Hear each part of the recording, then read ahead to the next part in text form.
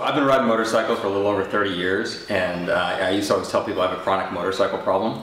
But it kind of started when I was, 8, 9 years old, really wanting my first dirt bike. There was a guy in our neighborhood who was selling a 400cc trials bike. I went to my parents and I said, "Hey, come on, loan me the $400. I want to go get the bike." And they're thinking, we don't want our 8-year-old on a motorcycle. He's going to kill himself.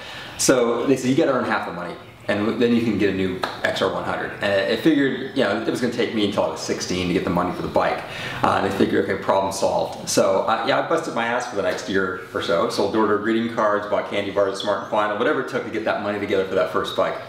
And so after about a year, I'm 9 years old, go to my parents, said, "There's my $400. I want my motorcycle." So I usually get asked, you've had sport bikes, you've had other motorcycles. Why would you pick up an electric motorcycle? Or why would you go after something like a Brammo Impulse?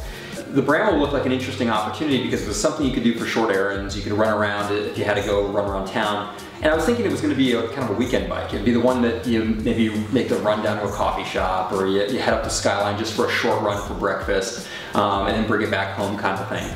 And I think that's what probably put me in the demographic of the early adopters for some of the ED bikes, thinking that people would use this as a second motorcycle.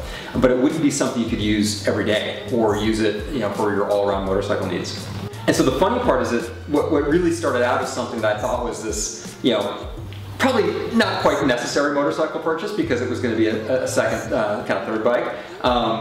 It really became a bike that I would use as my everyday, just run around kind of motorcycle. It's the one that you would, take, if you had to go run a 15-minute errand. It's the one, I gotta go, catch up with a buddy quickly. I'm gonna go grab a beer with somebody, whatever it might be, right? It's the one you can hop on quickly and go. It's comfortable. It's got an upright riding position, and it's kind of fun, right? So if you want to do the commute and just burn up the highway miles, but in the evening maybe take a side road on the way home, it's perfect. And the funny part about it is that I think a lot of the people who have been watching Brammo as a brand, and the Impulse in particular as a motorcycle, start thinking about, like, well, can you use it as a regular bike?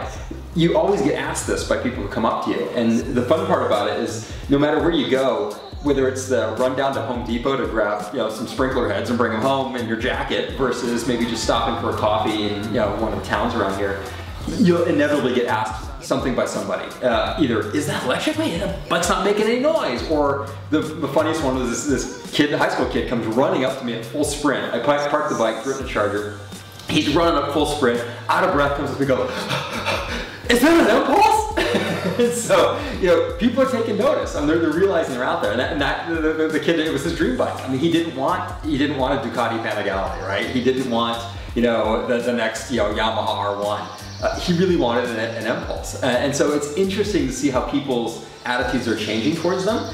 And the fact that it really is a usable motorcycle that is great for not only running around, but credit to Brammo for the vehicle they bought. You can take this thing in the twisties and you can really run it through the turns, and it's a great bike. It carries its weight well. It transitions side to side. It's very flippable as a bike.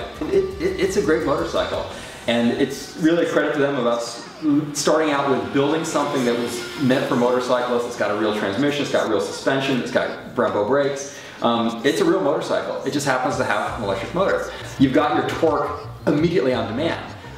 If you're at a stoplight, your clutch is already out. You don't have to worry about slipping it or feathering it. So even for, I'd say, for novice riders, it's an easier motorcycle to learn to ride. But for those of us who are addicted to speed and torque and everything else, this is the kind of bike where if you pin it off of a stoplight or a stop sign, your torque is there immediately. It's not revving up the motor. So they're quick. They accelerate fast. They brake well. It's a great bike. And it's one of those things where if this is the beginning of what we have for electric motorcycles, you get excited about what's kind of coming next, right? It's going to be fun.